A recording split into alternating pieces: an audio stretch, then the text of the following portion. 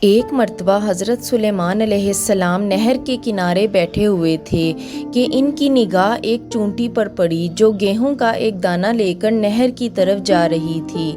حضرت سلیمان علیہ السلام اس کو بہت غور سے دیکھنے لگے۔ جب چونٹی پانی کے قریب پہنچی تو اچانک ایک مینڈک نے اپنا سر پانی سے نکالا اور اپنا منہ کھولا تو یہ چونٹی اپنے دانے کے ساتھ اس کے منہ میں چلی گئی۔ مینڈک پانی میں داخل ہو گیا اور پانی میں ہی بہت دیر تک رہا۔ حضرت سلیمان علیہ السلام اس کو بہت غور سے دیکھتے رہے۔ ذرا ہی دیر میں مینڈک پانی سے نکلا اور اپنا منہ کھولا تو چونٹی باہر نکلی، البتہ اس کے ساتھ دانہ نہ تھا۔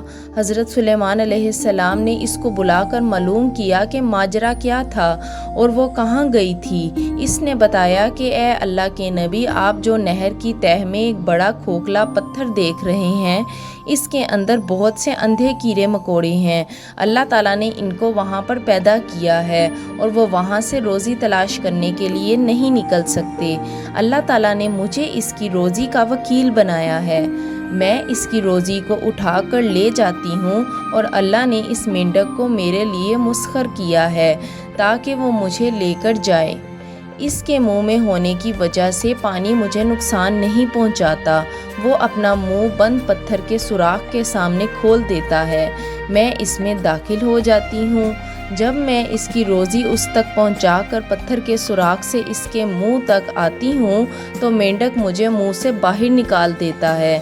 حضرت سلیمان علیہ السلام نے کہا، کیا تو نے ان کیڑوں کی کسی تسبیح کو سنا؟ چونٹی نے بتایا، ہاں، وہ سب کہتے ہیں، اے ذات جو مجھے اس گہرے پانی کے اندر بھی نہیں بھولتا۔